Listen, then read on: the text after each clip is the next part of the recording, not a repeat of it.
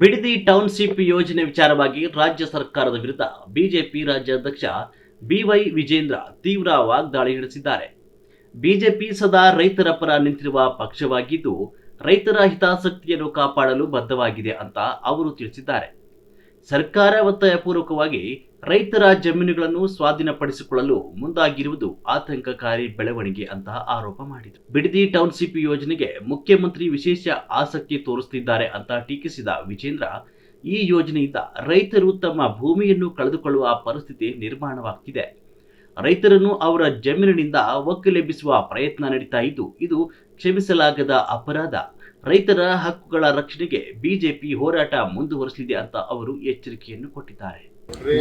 ಹುರುಡೆ SIT ತನಿಖೆ, ಧರ್ಮಸ್ಥಳ ವಿಚಾರದಲ್ಲಿ ಈ ಕಾಂಗ್ರೆಸ್ ಸರ್ಕಾರದ ಷಡ್ಯಂತ್ರವೇ ಇಷ್ಟೆಲ್ಲ ರಗಳೆ ಆಗೋದಕ್ಕೆ ಕಾರಣ. ಅಂದಿನ ಮುಖ್ಯಮಂತ್ರಿಗಳು ಸ್ವತಃ ಅವರೇ ಆಸಕ್ತಿಯನ್ನು ವಹಿಸಿಕೊಂಡು ಹಾದಿಲಿ ಬೀದಿಲಿ ಹೋಗಿರ್ತಕ್ಕಂಥವ್ರನ್ನ ಮಾತನ್ನು ಕಟ್ಕೊಂಡಿದ್ದು SITಗೆ ಆದೇಶ ಮಾಡಿದ್ರು. ಇಂದಿನ ಮುಖ್ಯಮಂತ್ರಿಗಳು ಏನು ಕನಿಷ್ಠ ಪಕ್ಷ ಧರ್ಮಸ್ಥಳ ಅಂತ ಹೇಳಿದ್ರೆ ಕೇವಲ ಕರ್ನಾಟಕ ಅಲ್ಲ, ಇಡೀ ದೇಶದ ಮೂಲೆಗಳಿಂದ ಕೋಟಿ ಕೋಟಿ ಸಂಖ್ಯೆಯಲ್ಲಿ ಅಲ್ಲಿ ಭಕ್ತರು ಬರುವಂಥದ್ದು. ಅಂಥ ಒಂದು ಪವಿತ್ರ ಸ್ಥಳದ ಬಗ್ಗೆ SITಗೆ ಆದೇಶ ಮಾಡ್ತೇನೆ ಅಂತೇಳಿ ತೀರ್ಮಾನ ಮಾಡುವ ಮುಂಚಿತವಾಗಿ ಮುಖ್ಯಮಂತ್ರಿಗಳು ತಮ್ಮ ವಿವೇಚನೆಯನ್ನು ಬಳಸಬೇಕಾಗಿತ್ತು. ಆದರೆ ಅಂದಿನ ಮುಖ್ಯಮಂತ್ರಿಗಳು ಆತುರವಾಗಿ ಏನು ಅರ್ಬಲ್ ನಕ್ಸಲರ ಮಾತನ್ನು ಕಟ್ಕೊಂಡು SITಗೆ ಆರ್ಡರ್ ಮಾಡಿದ್ರು, ಆದೇಶ ಮಾಡಿದ್ರು. ಇವತ್ತು ಕಾಂಗ್ರೆಸ್ ಸರ್ಕಾರಕ್ಕೆ ಇವತ್ತು ಅದು ಗಂಡಾಂತರ ತಂದುಬಿಟ್ಟಿದೆ. ಯಾರ ಮಾತು ಕಟ್ಕೊಂಡು ಇವತ್ತು ಇಲ್ಲಿ ಮುಖ್ಯಮಂತ್ರಿಗಳು ಆದೇಶ ಮಾಡಿದ್ರು. ನೂರಾರು ಕೋಟಿ ರೂಪಾಯಿ ಇದರಲ್ಲಿ ಅವ್ಯವಹಾರ ಆಗಿದೆ, ಲಂಚ ಕೊಟ್ಟಿದ್ದಾರೆ. ಇವರಿಗೆ ಅವ್ರ ಮೇಲೆ ಹಣವನ್ನು ಕೊಟ್ಟು ಸುಳ್ಳು ಹೇಳಿಕೆಗಳನ್ನು ನೀಡುವಂಥ ಕೆಲಸ ಆಗಿದೆ. ಯಾರು ಹೊಣೆ? ಕಾಂಗ್ರೆಸ್ ಸರ್ಕಾರವೇ ಇದನ್ನು ಹೊಣೆಯನ್ನು ಹೊರಬೇಕು. ಇದರಲ್ಲಿ ತನಿಖೆ ಮಾಡೋದಕ್ಕೆ ಏನೂ ಉಳ್ಕೊಂಡಿಲ್ಲ. ಒಬ್ಬ ಮುಖ್ಯಮಂತ್ರಿ ಸ್ಥಾನದಲ್ಲಿ ಇರ್ತಕ್ಕಂಥವ್ರು ಧರ್ಮಸ್ಥಳದ ವಿಚಾರದಲ್ಲಿ ಏಕಾಏಕಿ SIT ಕೊಡ್ತಾರೆ ಅಂತ ಹೇಳಿದ್ರೆ ಅವರ ಆಸಕ್ತಿ ಏನಿತ್ತು ಇದ್ರಲ್ಲಿ? ಹಾಗಾದ್ರೆ ಇದು ಇವತ್ತು ರಾಜ್ಯದ ಜನ ಕೇಳ್ತಾ ಇರ್ತಕ್ಕಂಥ ಪ್ರಶ್ನೆ. ಯಾವುದೇ ತನಿಖೆ ಅವಶ್ಯಕತೆ ಇಲ್ಲ.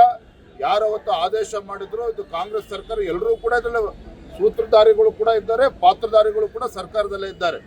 ಆ ಸತ್ಯದ್ದು ಬಹಿರಂಗ ಆಗಬೇಕಾಗಿದೆ. ಕೃಷ್ಣ ಬೈರೇಗೌಡರು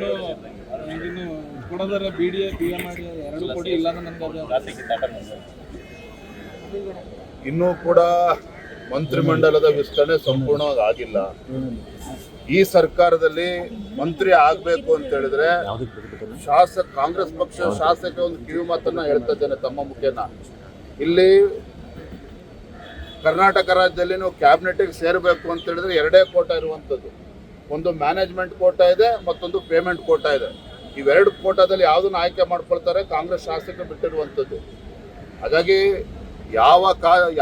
ಯಾರ್ಯಾರು ಮಂತ್ರಿಗಳು ಆಗಬೇಕು, ಯಾವ ಖಾತೆಗಳು ಬೇಕು, ಖಾತೆಗಳು ಸಿಕ್ಕ ಮೇಲೆ ಯಾವ ಜಿಲ್ಲೆ ಉಸ್ತುವಾರಿಗಳು ಬೇಕು, ಮುಂಚೆನೇ ಕೂತು ತೀರ್ಮಾನ ಮಾಡಿ ಅದಕ್ಕೇನು ಬೆಲೆ ಕಟ್ಟಬೇಕು ಅದು ಕಟ್ಟಿ ಆಮೇಲೆ ಮಂತ್ರಿಮಂಡಲಕ್ಕೆ ಹೋಗಬೇಕು ಅಂತೇಳಿ ರಾಜ್ಯ ಜನರ ಪರವಾಗಿ ನಾನು ಕೇಳ್ಕೊಳ್ತೀನಿ.